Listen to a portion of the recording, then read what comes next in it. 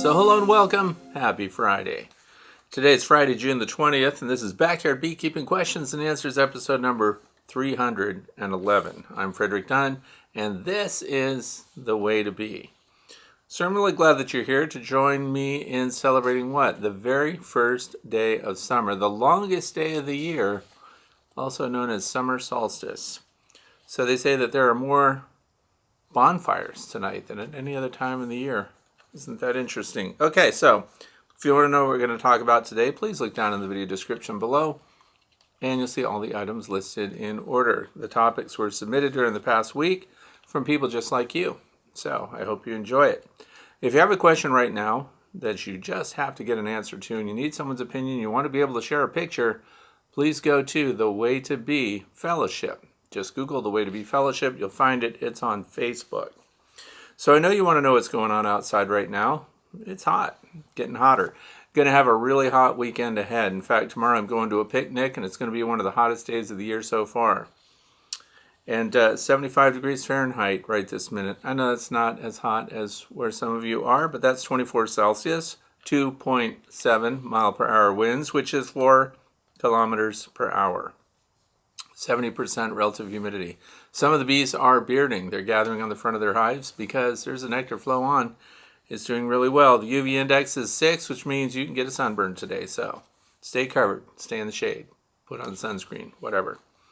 The other thing is pollen is medium. So if you look at your landing boards today, there should be a good amount of pollen coming in. Now, where is that happening? The northeastern part of the United States, northwestern part of the state of Pennsylvania, because that's where I'm located. Things for you may be different. The other thing is air quality is good now. So the Canadian wildfires might still be going on, but we're not getting those particulates right now. I'll take it.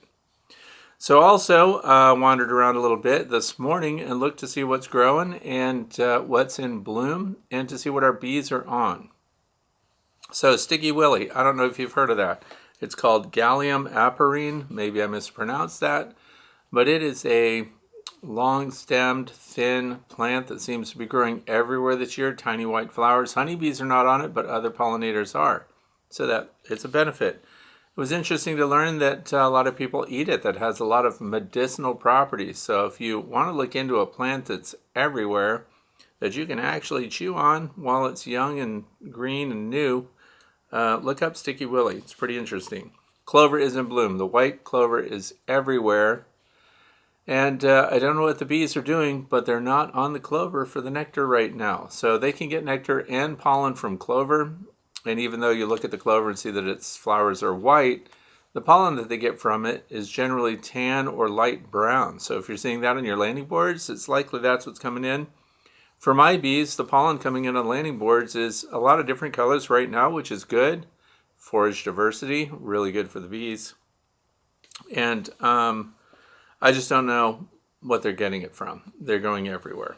So they're flying off, they're coming back, they're doing all the good stuff. The other thing is that we have just come out of a series of heavy rains, which is not unusual in this neck of the woods this year because rain just seems to be coming and just we're saturated. It's like walking on sponges out there. But so of course what happens as soon as the weather breaks, it warms up and there's no rain, you're going to get swarms. So we're still in swarm season here in the northeastern part of the United States. So be aware, check them out. If you're sitting there and you're in an area where you've just had storms and it's warm and it's the middle of the day there, go check. You might be losing bees. So wild roses are in bloom. Comfrey still blooming. That's a long blooming plant, by the way. Goes all summer long. Linden trees are going to blossom soon because I was checking those out this morning. Buckwheat is blooming, but my honeybees aren't touching it. There's another plant. Here's the good news. When there are known nectar and pollen sources out in the environment and your bees are not on them, and you check the landing boards, and there's lots of activity, and they're bringing in pollen and resources, and they're just zinging in and out just as fast as they can go, they're getting resources somewhere. So they're not starving. That's the good news. They have choices, and they're ignoring some of the stuff that you think they should have. So the buckwheat's just out there. Milkweed is growing well, and it's going to blossom soon. It has all the buds on it. So hopefully within the next 2 or 3 weeks, we'll see monarch butterflies here, and we should see some of the caterpillars. Of course, the milkweed goes into bloom, and your honeybees get a big nectar flow from that. Borage is still little, 2 inches tall right now. Sunflowers are 4 inches, and these are the ones I've planted. And cosmos, 4 to 6 inches in height, so we're well away from those things blossoming. So that's what's going on out there. What else? How could you submit your own question? I'll bet you're wondering that. Go to thewaytobee.org. It's a website. And there's a page marked The Way to Bee. It says questions, and you just fill out the form. You can be anonymous. Maybe you just have an idea, something you want me to look into, and you think it would be interesting. I'm happy to get information from my viewers like you. So thanks a lot for that. And I guess we're going to jump right into it with question number 1, which comes from Khalid, who is in greater Boston area in Massachusetts. When I was a little kid, I lived in Swampscott, Massachusetts. So, little side note. Anyway, it says, I have a new nucleus hive as a result of a split. I would like to use it as a resource hive, and I understand some of its uses, although how can I keep this nuke small, i.e., not having to add more boxes to it? In other words, what are some good management practices for such a nuke-based resource hive?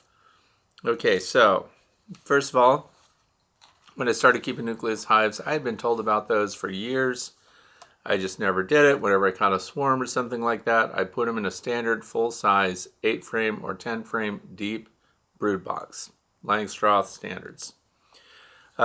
Years ago, I decided I would try out 5-frame nucleus hive boxes, and I used the wooden ones. I got them from Better Bee. The individual that used to make them for Better Bee passed away, and they did not have someone to replace that. So they still sell them, but not in the design that I use. And so I thought, yeah, we'll just, you get a small swarm. They do better in a small space, and you put them in a 5-frame nucleus hive. They fill it out quick, and then you've got a box that's too small for them. So the idea of managing them and keeping it small is tricky. What I ended up doing is expanding it. So if you're thinking about a nucleus hive as a way to establish a resource for your other full-size hives, nucleus hives inevitably become one of 2 things.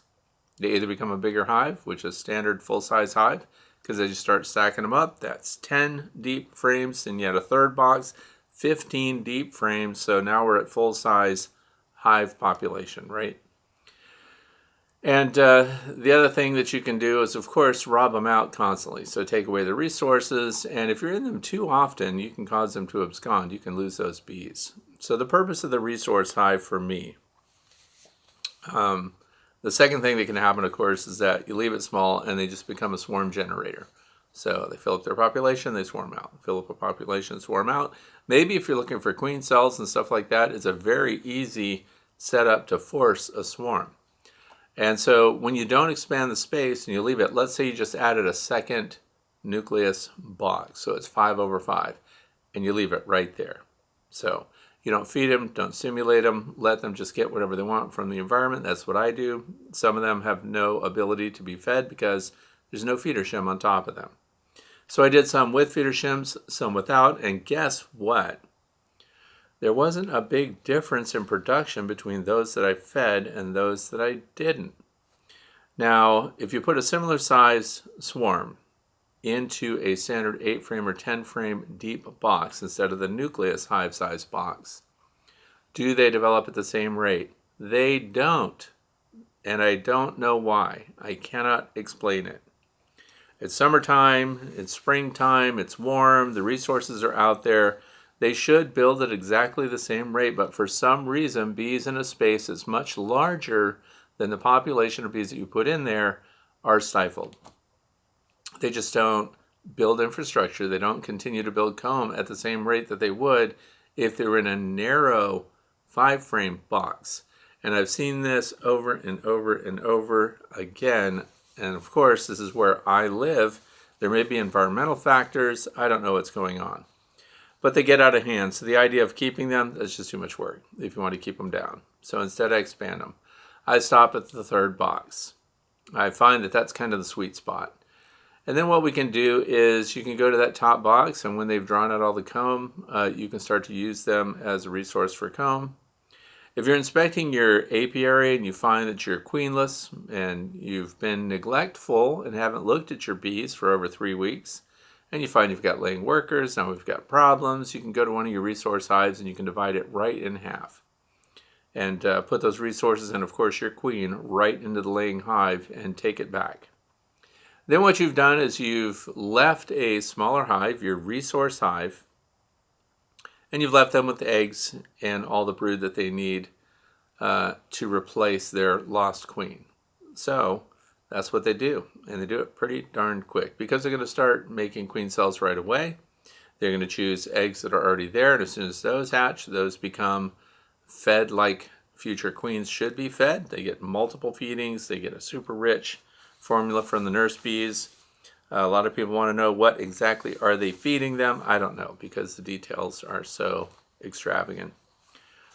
Just understand as a backyard beekeeper that what your nurse bees are feeding to a developing larva that's going to be a queen is richer, is more plentiful. They feed in cycles that are continuous. So in other words, when you see a queen cell that has been built and it's still an open cell and you've got a pupa in there that's going to be a queen, it's almost like they're high-fiving each other on their way in and out of that cell. They're constantly feeding because it's going to be capped up and it's going to be the fastest produced cast inside your hive. 15 days, egg to an adult queen.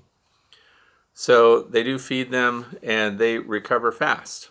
So that's kind of what you're doing with your resource hive. And then if they don't make another queen, maybe you've got another resource hive and you can pull another frame of eggs, and that slows them down because now they have to again make another queen. So you keep pushing them back, their numbers get smaller. I've also noticed that they don't dwindle down to nothing very often, and the reason is drift. We have a series, I had a friend over and I was showing him all the beehives in a row. If you have 4 hives in a row that are identical, like the nucleus hives, I was doing different color control wheels on the entrance, so I thought that might help them orient. If you do 4 in a row, the bees know they zing straight to the hive, even though they look very similar.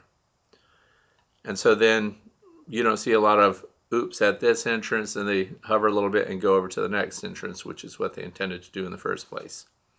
If you do 4 in a row, they beeline it right to each individual hive. Then when you expand your rack, and I've seen this before with people that have multiple, especially if they're selling nucleus hives and they're building them up for sale, 10 hives in a row, same height, same entrance, same box, same configuration, same color. The bees now load up individual boxes more than others, depending on where they are in the row, and this is because of drift.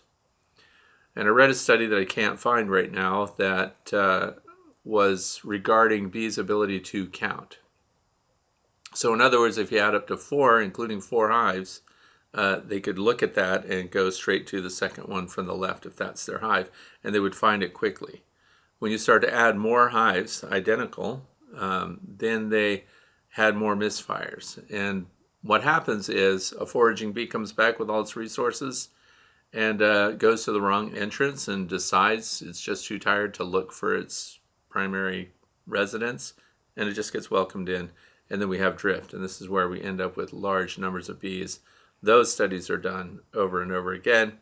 So it's really interesting. The reason I bring it up is if someone's thinking about setting up nucleus hives and having them as a resource, first of all, they're a huge benefit. Sometimes colonies of bees do things weird. One colony may build up a whole bunch of pollen, a whole frame of pollen, multiple frames of pollen, and then not have a bunch of brood that justifies that demand for the protein, which is the pollen. So now you can go and find one that's low on pollen, that needs help, and pull a frame of pollen and take it over and put that in that hive, and pull the frame that's not fully developed from that hive and go and put it into your nucleus hive. And so it's a swap meet. That's what it ends up being. But as far as keeping it down, you just can't. Sorry. They grow so fast. There's no keeping a good colony down. It just doesn't happen. So swarm generators, it's like the observation hives. They're not expandable. So I was just outside 15 minutes ago watching one of my observation hives swarm again. And this thing, so it's almost like a resource hive as far as the size of it goes. And that swarmed before, but they changed their mind and went back. Now it's swarmed again. You can hear queens piping in there. So those are the pre-emergent queens that are in their cells. And the others are leaving. While I'm sitting here, they are leaving. So I care about you more than collecting a swarm that's coming out of one of my observation hives. So small spaces that are not expanded end up swarming. Question number 2. This comes from Carol Ann. It says, have an aggressive hive. This is important. This is important for backyard beekeepers to know. If I were teaching a class in backyard beekeeping, this would be one of the first ones that we go over. Do you know why? It's because if you're not prepared to deal with an aggressive, defensive, or potentially dangerous colony of bees, you probably should reconsider whether you should be a beekeeper. So let's find out here. Tried to find the queen and failed. So this is an aggressive hive that's attacking people. I only pissed them off more and 5 neighbors got stung. How can I mitigate this situation? I don't think split and move hives is the answer because people have been stung. So if you want to get already sketchy neighbors that are upset that you're setting up beehives and you're in your rights, you checked out all the regulations and ordinances and you found out that I can keep bees and I can keep them this close to the property line and things like that. Bee law in my state is being rewritten right now. So the thing of it is, you've got neighbors being stung. What's the first order of business? What should you be doing? You need to lock them down, for starters. If they're attacking people, we need to prevent them from being able to attack in big numbers. And it's the last thing you want to hear from a neighbor is, your bees are in our yard stinging our dog, our kids. First thing you're going to have to do is get out there, fully suited up, smoke your hives, and you're going to want to put a robbing screen on the front. If you do not have robbing screens as a backyard beekeeper or any scale beekeeper, robbing screens are multi-purpose tools. When you've got a colony that's out of control, that's going after everyone, including you, because I've seen beekeepers back away from their own bees and not have the ability to go right into their own apiary. This is a scenario that you need a plan for and you need to practice it.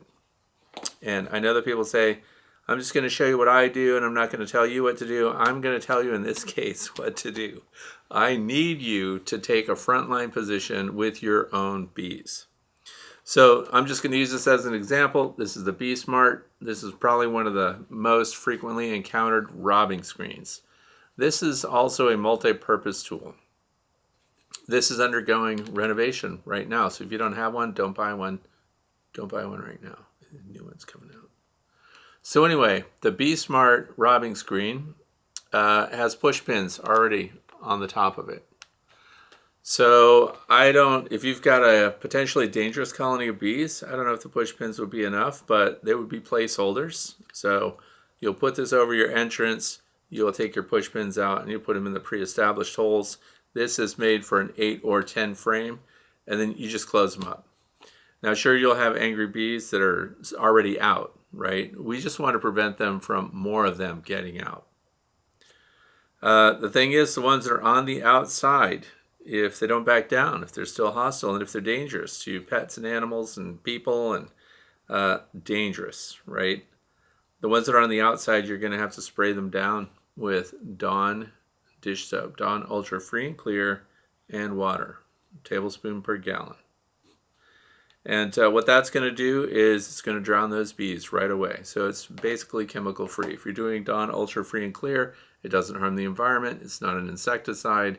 It has a high wetting agent, which means that the water now, instead of sitting on the surface of your bees, soaks into them and goes right into the spiracles and suffocates them. The bees that are on the outside are the guards and the foragers anyway, and they're the ones that are causing the trouble right now. We want to prevent others from coming out, so you may have to kill those. Now, you've got this on the front, and hopefully you don't have multiple entrances. If you've been following my lead, you have a single entrance. You don't have upper entrances, but if you do, you have to close that upper entrance.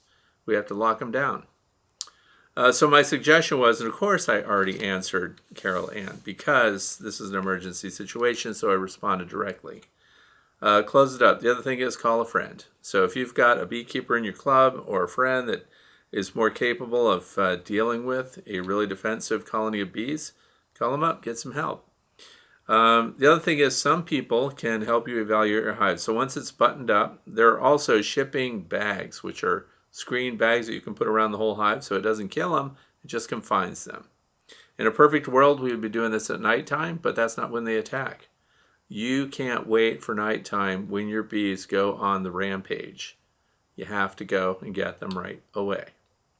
You're going to have to heal relationships with your neighbors. If they're getting stung, man, you can't unring that bell. It's kind of bad, because especially if you've got the people that are borderline anyway and you've already bought them off with honey and stuff like that and you've played all your cards, you could end up getting a complaint, and then we have problems. So one of the options you have is, of course, closing it up and having a friend come and get it, making sure it's really secure, who lives in the rural part of your neck of the woods, and they can take it out in their car and haul it out away from the population. Then we can do a really good evaluation. It just depends how much work you want to do, what the resources are like in the hive. You might be talking about a hive that's full of honey and everything else, so it's not an easy thing to move. All these things have to be considered. But securing them, locking down in the hive is number one. So then the next thing is, if you can't move them, if you can't take them anywhere else, and this is a building problem, you might have to euthanize the colony, because when people are in jeopardy, the bees come second. So, and the euthanization process would be a garden sprayer with the dish soap that I just described, and start spraying the whole hive down. And this is one of the reasons why these shipping bags, these they're like a mesh, like a laundry bag or whatever. You put that over your whole hive, and you can spray right through it. You don't have to pull it off and put people at risk again. So we've got bees flying in and out. Close that up, start to spray them down, saturate the entrance, and start at the top box, right through the screen, spray them under the inner cover, and just keep working your way down. You'll eventually have bees washing out. So, and euthanizing bees is not something some people seem prepared to do at all, ever. And I'm just wanting to make sure that we understand that if you kill someone, that will be with you forever. And you may think, well, the bees did it, but they were under your control. There is precedent. You can be sued. You can be in trouble. Please have a contingency plan for hostile bees. So I hope to hear back from Carol Ann. I want to know what she ended up doing, how it went, and went through and tried to find the queen and things like that. It just made matters worse. The bees just got more hostile. Of course, use smoke. Of course, do all the precautions. There shouldn't be a lot of fast motion, bumming and slamming things around. But if neighbors are being stung, see, it's already beyond your perimeter. So it's out of your control. You need to do something, because they'll be calling 911 or something. Don't want to be in the news for having dangerous bees. Question number 3 comes from Wendy. This is in Seattle, Washington. I know you mentioned in a podcast the video cameras that you like for monitoring your apiary, but I can't find that info now. Can you let me know what you use, especially if it can be remotely accessed on a cell phone with an app? Thanks. And Wendy says, driving with the family cross country tomorrow, and they are going to be listening to you for hours. I apologize to Wendy's family for these hours. Okay, so I've done a lot of videos on my channel not just bees, I do equipment reviews and stuff too. And of course, I have cameras everywhere so I can see what's going on. And there is, look what's going on. Wendy is traveling with her family cross country. Wouldn't you like to check in on your beehives and see what they're doing? So I've tested a lot of different camera companies and everything else. So Arlo is not a perfect system, but the Arlo system is something that's worked for me for a long time. I have Blinks, I have Birdie, I have a lot of different camera equipment out for different reasons. I also have trail and game cameras, and I've tested a lot of different things. And the reason I'm telling you that is when you get, for example, a trail camera, if you want to use that, they have a card in it that it'll call your cell phone for you and let you know when things are going on. You can check it if you want to download the file, things like that. I'm not a huge fan because if you get a bunch of those, it runs into a lot of money in a short amount of time. So if you're going to put out lots of cameras, I do that. So the Arlo, let's talk about those. If you just go to my YouTube channel, Frederick Dunn, and type in the right-hand corner, the little search thing, type in Arlo cameras, right? I have all the reviews posted. I do their focal tests, things like that. So I had the Arlo Pro series, Arlo Pro 2, there's Arlo Pro 4, there's a bunch of different versions out. So I find out that if you get the older Arlo cameras, like the Pro 2s, those are okay. If you get the Pro 4, they have spotlights built into them, which you can turn on. So if you're trying to scare a cat or something while you're looking at it, you can flip on the spotlight. You even control how bright it is. They have limited range. So these cameras have to be within about 300 feet unobstructed of your station. So in other words, you get a Wi-Fi hub in your house. There are cameras that will connect directly to the Wi-Fi hub. I went the other route where I actually use the Arlo home base station because I get an extended range out of that. They have 5 gig and 2.4, whatever the gigahertz is. So the 2.4 goes farther and can reach cameras farther away. So when you have those, you have options. So you can use the base station. You can put a big USB drive on it, and then they can report directly to the station and they load their videos there locally, right? That will not get it to your phone, and it doesn't get hosted by the website. It doesn't get stored in the cloud.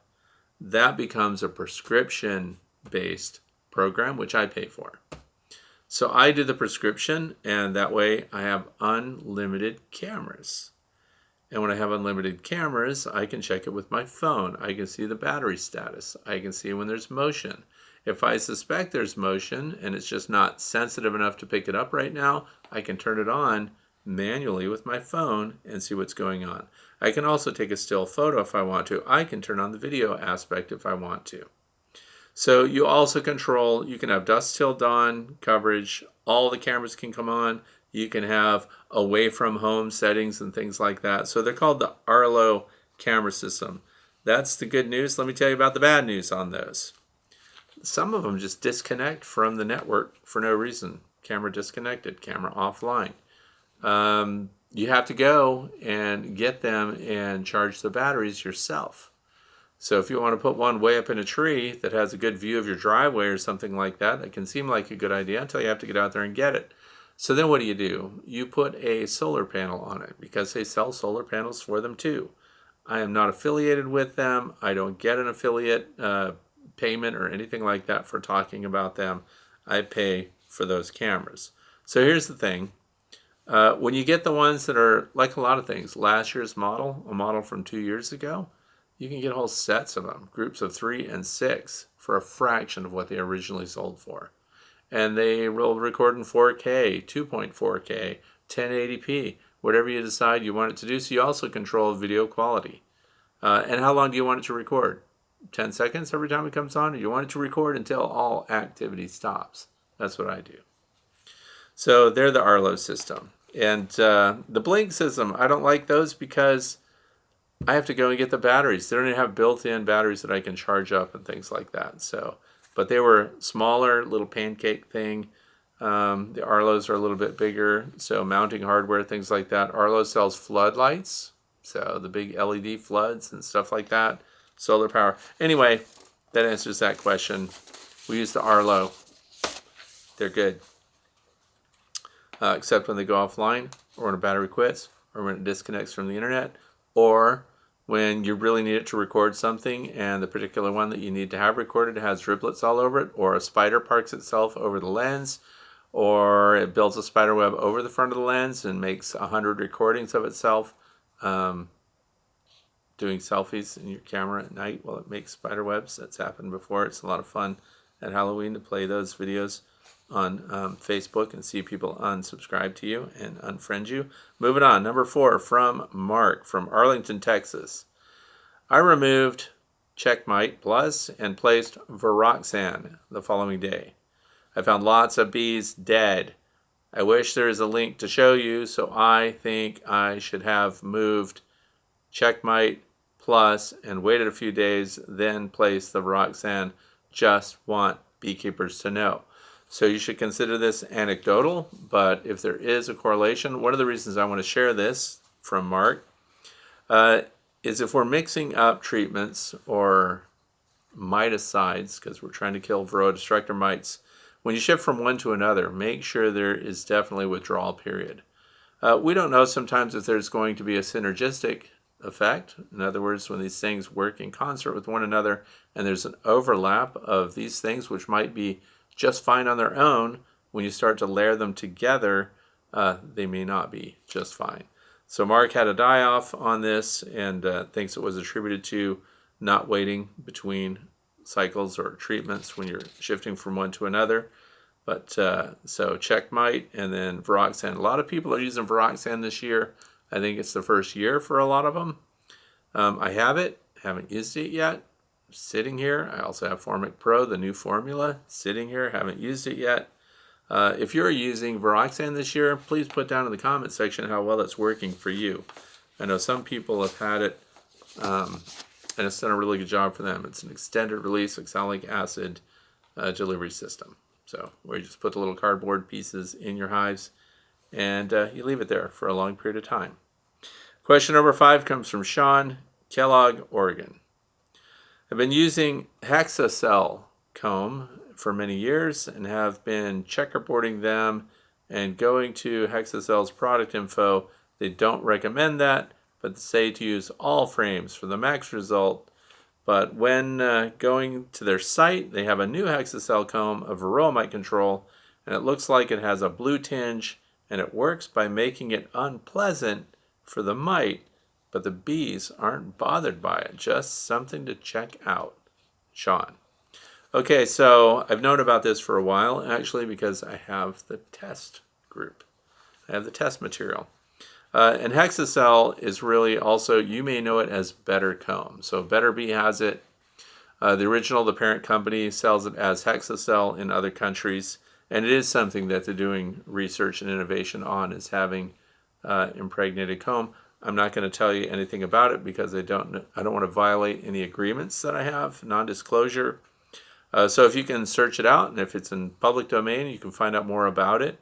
That is a direction that they're headed in, to have comb as described here, that bees work just fine, but mites don't like it. They don't get in there for reproduction at all, which shuts down the reproduction, which means that the mites would have to live in their phoretic or dispersal phase exclusively and can't reproduce, and they just live their lives and die. Sad story for the mites. But Hexacell is a parent company, so if you want to look that up and see how that's going. But that is where they were headed. So just let you know. Question number 6 comes from David from Loyola, PA. I have a question about whether worker bees move eggs into swarm cells. I think I heard this discussed on your podcast in the past. Today I was checking supers to see if I needed to add more, and in one hive I found a queen cell in the super with royal jelly and a developing larva. This comes up a lot. I ask entomologists, research people, deep thinkers, people with lots of experience in the lab that understand this reproduction, understand the parameters of what bees can and can't do. Can a honeybee, a nurse bee, pick up an egg from a cell if she wanted to? Sure they can, because they do it. They remove them. They're very careful about it too because, for example, if a queen lays multiple eggs in a cell, which they often do, particularly when they're a new queen recently mated, nurse bees get right in there and police them up. So they eat and remove, or remove and eat. I don't know which goes first. If they're eating it right there, or if they're removing it, eating it somewhere else, I don't know. But they have the ability to pick it up with their mandibles and remove the eggs. They can do that and leave an egg that they prefer.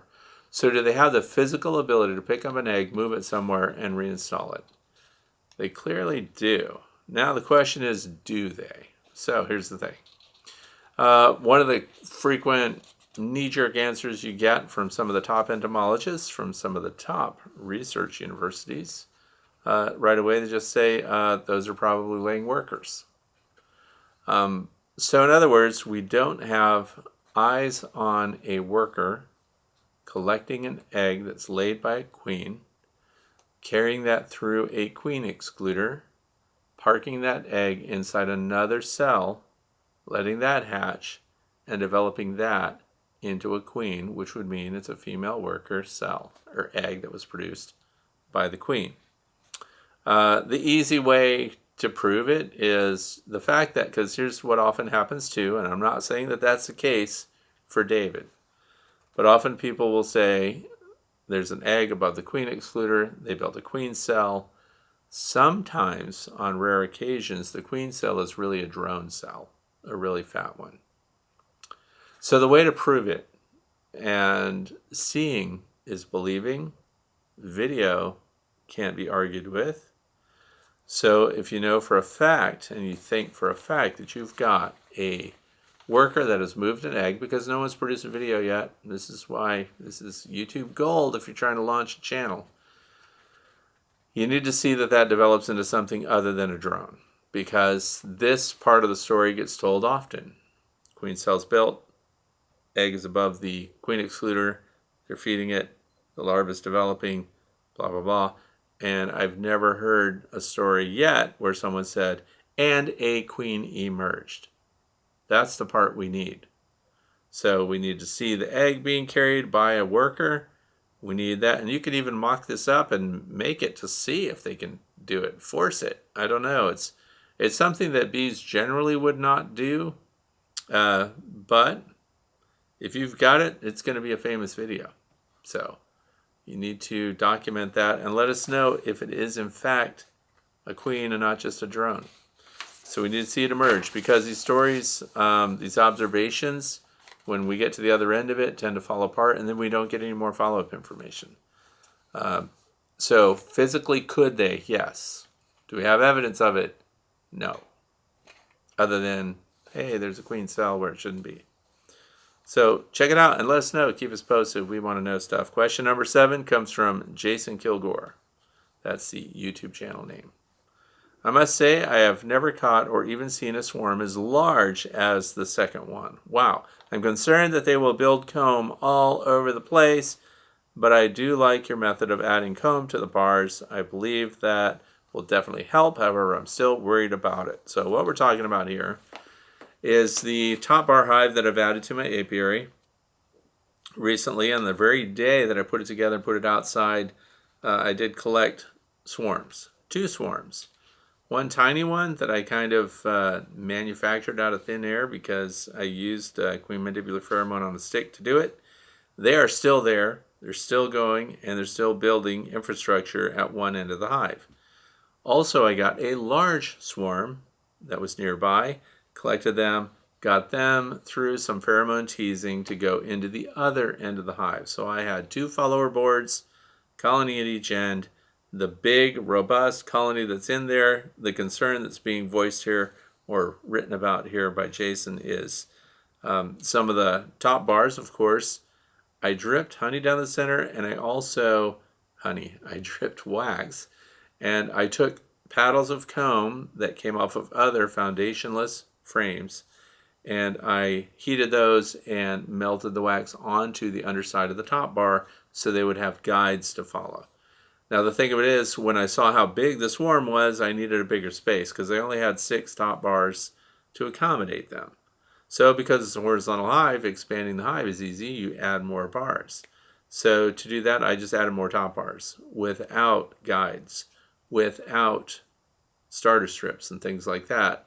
And then I put this big colony in there, and it looked super great until it was empty, and there were like 3 bees left. So they absconded. They're gone. That's the bad news. Here's the good news. Good news is, and this will calm Jason down too about it, because I took the covers, the top bars, and so I did this in 2 stages. I glued starter strips on there. So they're like popsicle sticks that come with other foundationless frames. They come with starter strips that you put in or you don't put in. I just surface glued them on there with Gorilla Glue, the latest Gorilla Wood Glue, which is waterproof, by the way, and approved for indirect food contact. So it's okay stuff.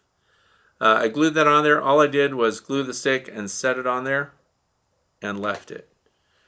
And the following day, you could grab it with pliers and you would break the wood strips before it would break the bond. So I had a good bond. So that's firm. The next thing is to make it appealing to the bees. So I've got guides now. So then I rendered a bunch of beeswax from all my scrapings and all the work I've done in the beehives. I collect every scraping in a bucket so that I can later render the wax. So I rendered that wax at a very low temperature. In other words, I don't want it to be brittle. I want it to smell good. I want it to be bright orange. And so I rendered it at 155 degrees Fahrenheit. And then I ran that through a cotton cloth, and then I had wax bars then that I rubbed on all the starter strips, and then I went back and I even melted bits of it onto the starter strips. So now the good news is that end of the hive is still empty, but I have 11 top bars, all with starter strips, and they're primed with real beeswax. So we'll see how it goes, but yeah, they absconded. So the swarm that's happening right now, the one that's leaving the observation hive, if they're hanging on a tree when I get done talking to you today, I'm going to go outside, I'm going to get them, and I'm going to encourage them strongly to go into the other end of that Top-Bar Hive so that things are cool.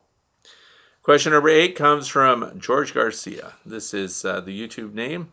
Regarding the Apimaye Hive, I have a 7-frame nucleus hive. I noticed that when the bottom pull-out tray, the bees are attracted to the underside, which makes me wonder if there isn't air leaking in and out. We will soon enter the dearth in the greater Los Angeles area, so it will be interesting to see how this all plays out. Probably a phenomenon that all hives with pull-out systems deal with. Anyway, so here's the thing. If you look at the bottom board of an Apimaye hive, so if you haven't seen it, I've done a full review on the Apimaye, the big hives, and of course the nucleus hive, and all of its traits, characteristics, features, and so on. They all have removable bottom board trays. Here's the other thing. They're pre-vented. So the perimeter of your bottom board on any Apimaye hive also has vent slats in it that are not under the control of your bees. The bees can't get to it. So this means that it's an area that if you had a lot of condensation building up in there, you had a heavy rainstorm, whatever might happen, water can drain out of the bottom, which also means air can travel through it. So just as described here, bees that are cruising around looking for easy access to a colony, when robbing season comes, you can expect to see them zipping up underneath the bottom of those, just wherever air passes through. Because this is the same thing that you'll see in your beehives during a dearth period. Beehives that don't come together well, that have little gaps and breaks in the seams where the marrying surfaces are, you'll see bees coming into the side and from the back and going wherever they can smell that honey and resources that are in your hive. They'll be checking out the back door. So they're just like little criminal bees. They're looking to rob, and they do that by going through side windows and little crevices and openings. They don't go through the front door. So the bottom tray is like that, which I see as a plus because in the wintertime, for example, if you are practicing the condensing hive, which is what I do, and it wasn't called that when we were doing that in the beginning, but if condensation on a really warm day forms on the bottom of your hive, which if you had a solid bottom board, this is why we tip our hives slightly forward. But the people at Apimaye have thought about all of this stuff. The other thing is they're very good at responding to beekeeper feedback. So if you've seen something about their hive that presents a problem, and you have a solution, a suggestion for improving it, they are all ears. They will listen to what you've got to say. They might ignore it if it's not a strong enough position. In other words, what are the risks if it's left as is? So if it's just able to drip away excess moisture down there, that's a bonus to me personally. So because remember that it's not as detrimental to a hive as venting through the top in the dead of winter. Having a vent in the bottom that stays vented, that stays open, I think is a good thing in this instance. In other words, it's not going to pool up. People that have pools of, even when they're pulling apart your beehives, let's take this a step further. When you're pulling apart your beehive, let's say you're totally against tilting towards the landing board, you think that's a complete waste of time. When you are pulling apart your beehive and you're doing inspections and things like that, sometimes you disrupt honeycomb that's capped and you got honey dripping down there. Or you slipped with your hive tool and you stuck it right into the capped honey and it's all dripping down. Or something happened and you've got cross combing, you pull these combs apart when you're looking at the honey super, and now you've got a bunch of honey running down into your hive. The solid bottom board will hold it there for them to clean it up. So that's a plus. But if it's tilted to the back, your bees can get stuck in it. They can start dying there too. So we want it actually to run out the front, and your bees are going to catch up on that. If it's mixed with water and other things, your bees don't even eat it. Pooling water, trapped moisture inside the hive at the bottom is not good. So we need to think about the advantages against disadvantages. Did I just talk myself out of a vented bottom board? I like enclosed bottom boards. I like the removable trays. I like a way to remove moisture. We do that with enclosed solid bottom boards that have removable trays. You have to pull the tray out and dump that moisture. Otherwise, it's trapped in there, but it's away from your bees. Hope that works. All right, moving on to question number 9. Francis Moore, longtime viewer, commenter, big-time beekeeper, says, "Hey Fred, always enjoy your videos. What do you add to your sugar syrup for protein? We're in a pollen dearth here and the flow is over. Hive beetles are a big problem. I make syrup in 55-gallon barrels." Whew, that is a lot of syrup. Okay, so when it comes to the dearth period, and we're trying to keep our bees alive. And some people, if you're a commercial level sideliner and you need to keep your numbers up, this becomes critical because you don't want to wait until they're on their last leg, so to speak, before you provide them resources that keep them going. I have to say that even when I've looked at the numbers of some of the field studies that are done on beehives and different apiaries and research that's being done, and I see how because they document everything they do. They have to put down what they fed them, how they fed it, what the consumption rate was. So when I see things like 6 gallons of sugar syrup per hive, I have never fed any hive ever that much sugar syrup. But I understand that some people do open feeding in huge quantities. And Landy Simone also did a video. She's a big beekeeper. Multiple 50-gallon drums of open feed sugar syrup. It's just something I've never done. But here's the thing. So that's a carbohydrate. Adding protein to that, if we were just sitting down talking about that and thinking about how we can best feed our bees and give them what they need, I personally would not mix in the protein with the sugar syrup. And so for those of you who are trying to wonder, what are we giving? What's the protein for? What are we doing? What is this protein? Well, the protein that the bees would normally be getting is, of course, the pollen from the flowers. So we can provide real pollen. This is what pollen patties are about. You're also going to find out pollen patties are big time expensive. So there are alternatives that are less expensive. And I also like to feed free choice. This is it comes from the poultry world too.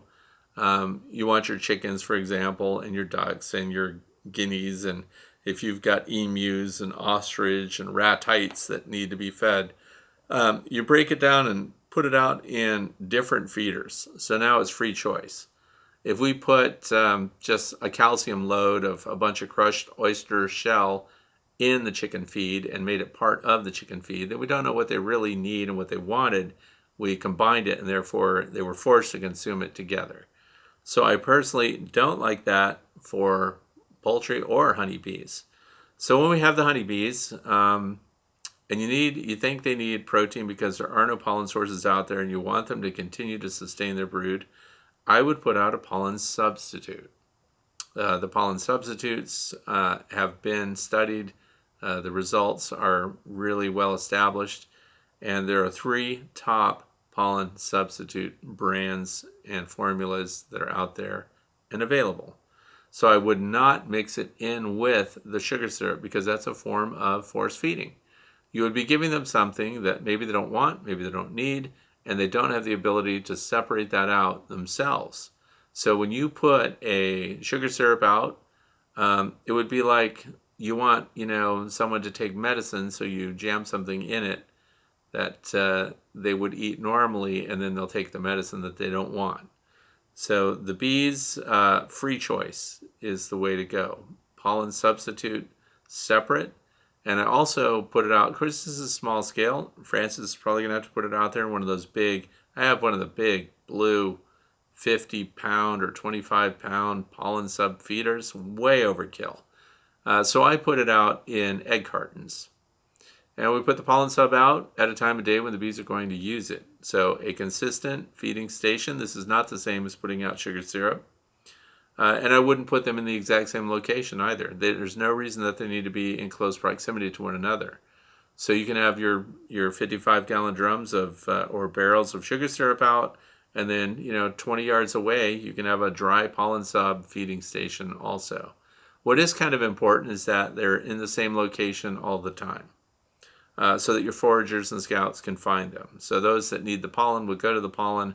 They'll start loading it up on their corbicula. They will fly that back to the hive, and if the hive likes it, needs it, and the other bees in that colony approve, then you'll have more bees there. The other thing is, the reason I put it out in egg cartons, and I'm talking about the paper egg cartons, they get their footing, and I've never found a dead bee in that. Sometimes people put dry pollen sub inside containers, old hives, things like that. Sometimes they'll put it in PVC pipe. There are feeders that are being sold that are just repurposed PVC pipe. I don't do that. And they also leave it out day and night. I don't do that. So I put it out when it's in demand for the bees, and when the day comes to an end, or if we've got a rainy day coming or something like that, I take it in and I store it, and I put it back out when they need it again. So dry pollen sub separate. You may be wondering, what are the top formulas? Okay, any of these will work. AP23 is sold by Dadant, DADANT.com. Megabee is sold by Better Bee. And Ultra Bee is sold by Man Lake. So if we put them all out at the exact same time together, because I've done it, put Mega Bee, Ultra Bee, AP23 all out, same table, same time, and see which one they go for. Guess what draws them the fastest? Ultra Bee draws them. So the Man Lake dry pollen substitute sold as Ultra Bee gets bees' attention first. You can smell it. I've walked out across a bee yard when I was using the big feeder, and they were after the bag, the empty bag. Bees just came across open spaces and were after the bag that I was carrying. So something in the formula smells good to bees, they come to check it out. AP23 almost has no scent. So it's almost like I wanted them to use AP23 because it outperformed Mega Bee by a little, it outperformed Ultra Bee by a lot. So when we say outperformed, meaning that if that's what they were fed in lieu of, remember it's a pollen substitute, it's a placeholder, it's something you only feed them when real pollen is not available. AP23 performed fantastic and could almost replace pollen according to the laboratory studies. So you need to question everything, challenge everything. It is not a replacement for real pollen, but it is a substitute, and it's going to keep your bees in brood production because this needs to come in through the entrance. Some people want to push it and they want to put dry pollen substitute inside the hive. I highly recommend you don't. Some people want to dust the bees with it. Open the lid, dust them with dry pollen sub. That's a form of force feeding. They're just going to groom it off and get rid of it if they can, if they don't want it. So what you're doing when you do that is, or even when you mix it up with your sugar syrup and you put sugar syrup on a hive, you're dictating to them that they need the protein. They don't get to make the choice because they do need the carbohydrate. And when they take the carbohydrate, they don't get a choice whether or not to take the protein.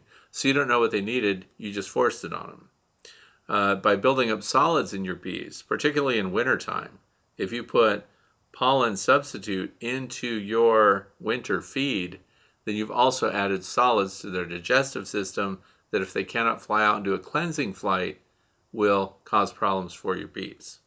So we want to reduce that. We want them only to consume what they want to consume.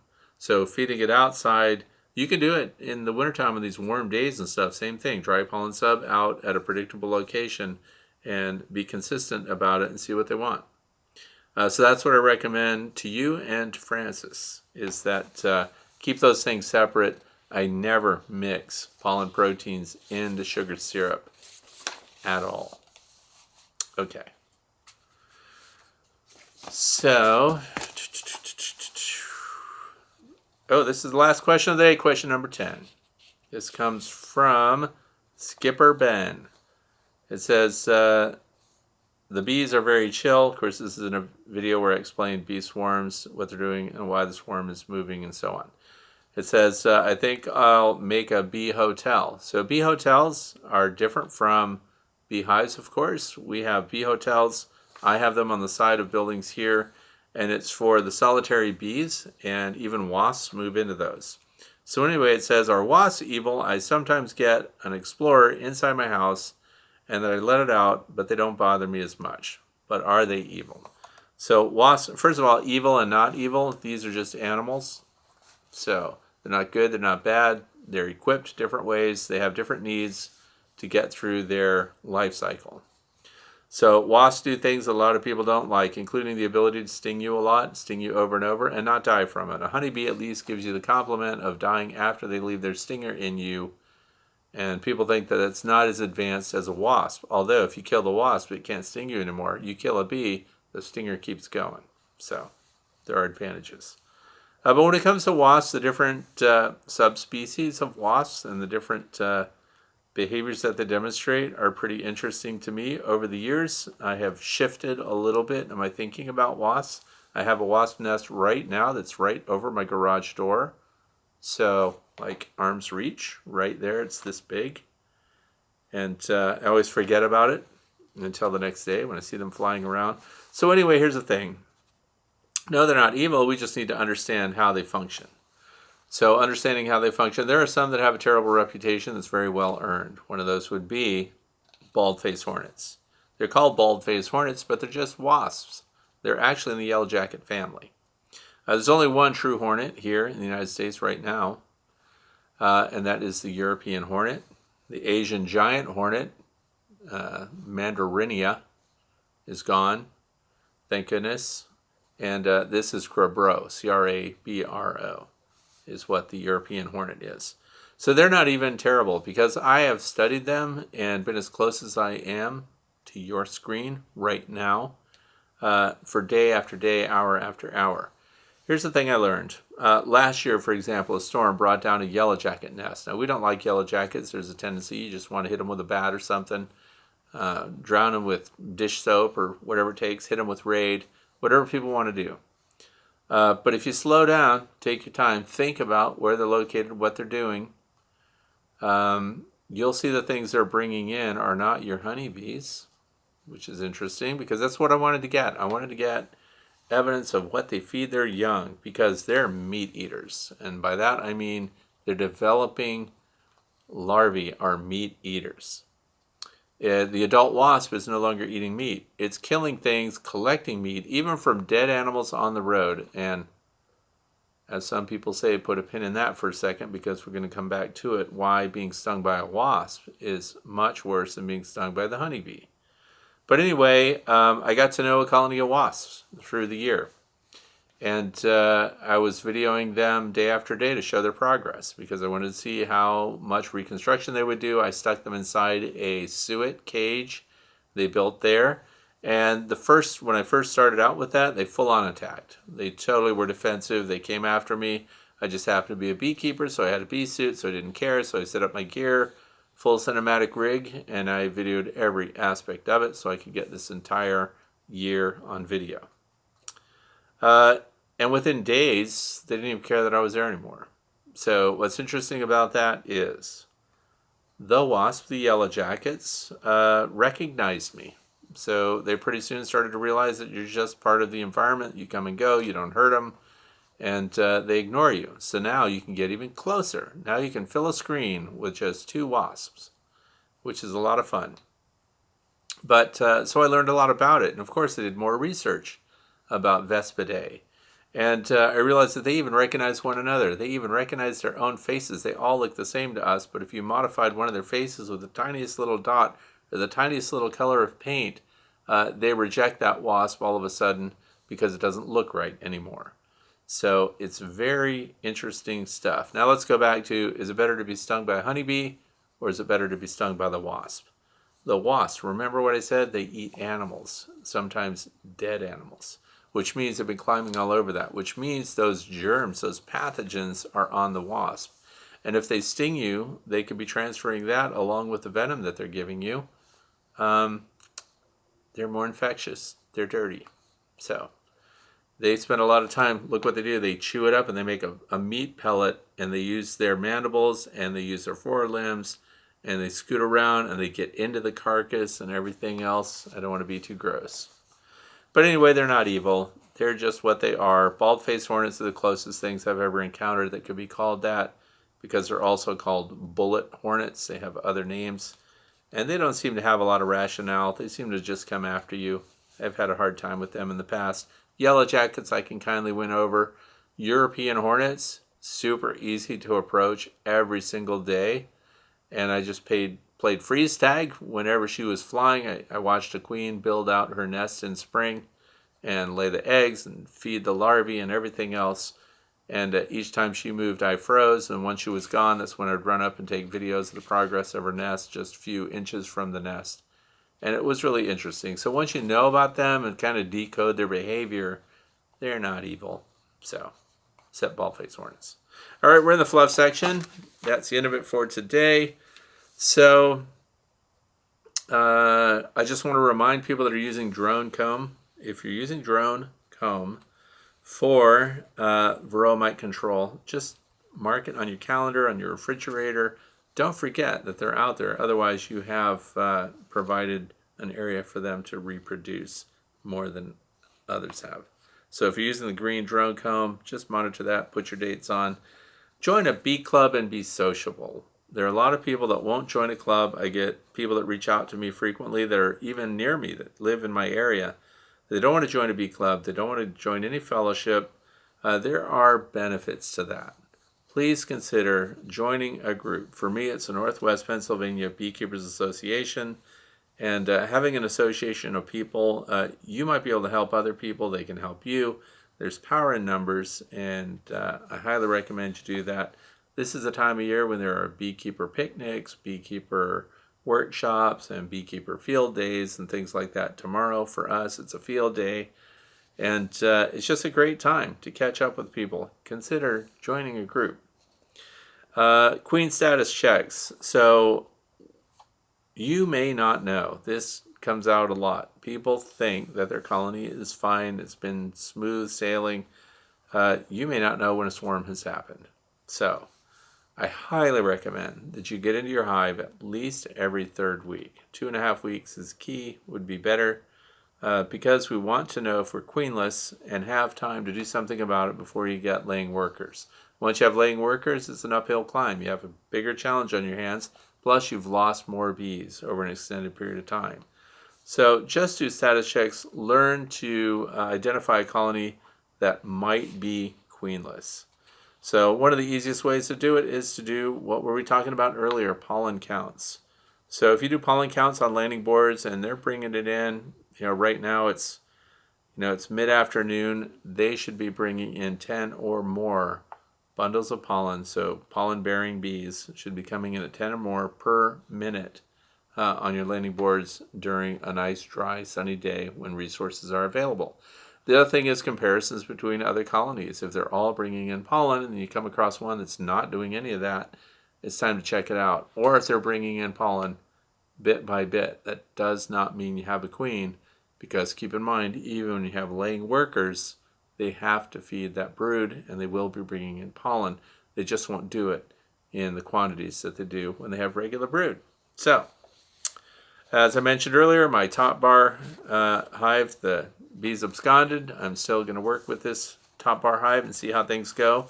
I have added all the guides and strips, starter strips on it. I've used real beeswax on it. I'm trying to keep things going there. The one colony at the end is still going. They're still plugging away. I have not opened it. I have not inspected it yet, so that's upcoming. A lot of you are facing summer dearths, as described here. Please make sure that if there is no natural water source that your bees can count on, please provide one. Provide a consistent water source. Water is the number one thing that the bees need in the hive, summer and winter, all year long. They need water. They can't metabolize honey without it. They cannot do their bodily functions without having water. So it's up to you if you want to keep them out of your neighbor's pools. Of course, I might be saying this a little bit too late right now, but a consistent, dependable source of water that your bees will go to should be established early in the spring and sustained throughout the year. It was interesting to me. I was out in the rain because I'm also taking photos and videos of water snakes. I know that's exciting to you, the northern water snake, in case you're wondering. And I was out in the rain watching the snakes move around. And the thing was, I could hear honeybees coming to the water's edge. So it was interesting to me that even during active rainfall, the honeybees are flying out to the edge of the water and getting on the moss and drinking water from that. So the mineral content, something about the water that they're getting there is better than even rainwater. In the rain, they're getting that. So maybe you're not as impressed by that as I am, but I think it's interesting both that we're in a downpour and there's rushes of rain and it kind of lightens up and it's just sprinkling for a while, then the heavy rain comes again. During that sprinkling period is when the bees would fly out, come to the edge of the pond and get water, and I think that's really weird. But they're doing it. So of course I took pictures and video of bees in rain getting water because it's fun. The other thing is people have asked about the switchgrass smoker pellets, just because I don't mention it every week. They are available. You can get them if you just want to Google it. You can go to the Northwestern Pennsylvania Beekeepers Association smoker pellets. If you just Google that, you'll go right to their page. This is a nonprofit organization. 100% of the profits from your smoker pellet purchase goes to furthering education about bees and community outreach and things like that. So I get absolutely nothing. I have no part in the income that comes from that. They are, in my opinion, the best smoker fuel that you can get that I've ever used. Once it's lit, you're lit all afternoon. No problem. It's switchgrass smoker pellets. It comes from Ernst Seeds. So it's a partnership between the Northwestern Pennsylvania Beekeepers Association and Ernst Seeds. And Ernst Seeds, of course, it just happens to be where we're having the field day tomorrow. So it's going to be great. But for those that are asking about that, those are available right now. That's it for today. So once again, if you have a question for me, please go to thewaytobee.org, click on the page marked The Way to Bee, and submit your topic. I've learned a lot of things from people that are watching and listening and who send me little tidbits of information. Did you know about this? Look into that. What do you think of this? I think it's really fantastic, and I've benefited personally in my search for new information about bees and beekeeping from people just like you. So thanks a lot, and I hope you have a fantastic weekend.